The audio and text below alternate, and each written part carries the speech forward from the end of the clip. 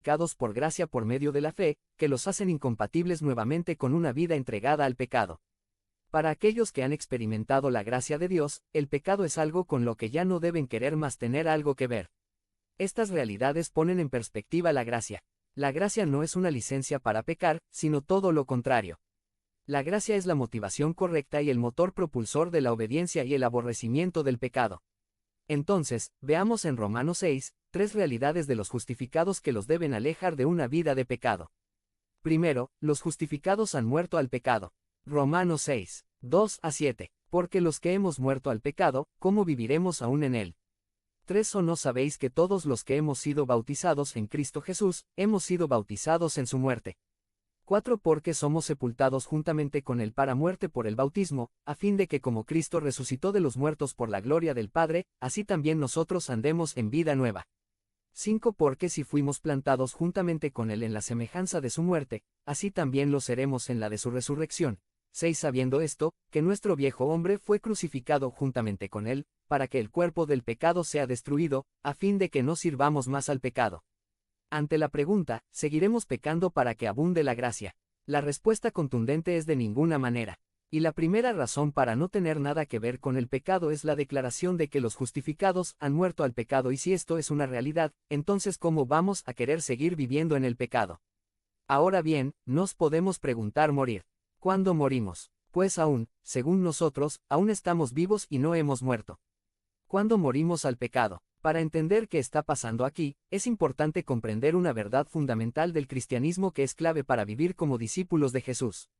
La Escritura establece una unión o conexión entre Cristo y los que se identifican con Él por medio de la fe, aquellos que están en una relación creciente con Cristo. 3118. Por el hecho de que Cristo es nuestro representante, entonces, se establece una unión o conexión inseparable entre Cristo y sus representados. Esta unión es tal que lo que vivió Jesús afecta paralelamente a sus discípulos. Lo que Cristo vivió lo hizo en lugar de sus representados y para efectos prácticos, es como si sus representados lo hubiéramos hecho o experimentado. Entonces, si Cristo murió en su primera venida, cuando nos representaba, en relación con el pecado. Entonces, como Él murió, por nuestra unión con Él, es un hecho, también nosotros morimos al pecado juntamente con Él. De ahí, por ejemplo, se habla que el bautismo representa nuestra sepultura al pecado, puesto que estamos muertos a él. No tenemos nada que ver con él. Ya no es con quien nos identificamos. Al identificarnos con Cristo en el bautismo estamos diciendo que nuestra identidad ahora es Cristo y no el pecado.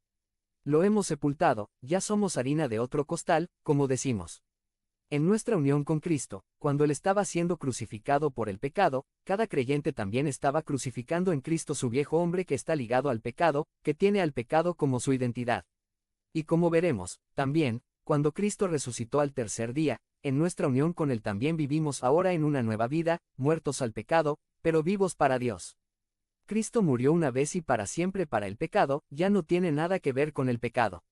El creyente igualmente ya no debe tener nada que ver con el pecado, pues ahora vive para Dios. En pocas palabras, puesto que Cristo es nuestro representante, cuando Él murió con respecto al pecado, nosotros también, en nuestra unión con Él, morimos con Él al pecado. Ya el pecado no es nuestra identidad, ya no es nuestra carta credencial, ya no es tu INE espiritual. Los justificados no tienen más el pecado como su identidad y credencial. Esta es una realidad espiritual lograda en nuestra unión con Cristo. En nuestra unión con Cristo, nuestro viejo hombre viciado por el pecado, acostumbrado al pecado, que anhelaba el pecado, que buscaba intencionalmente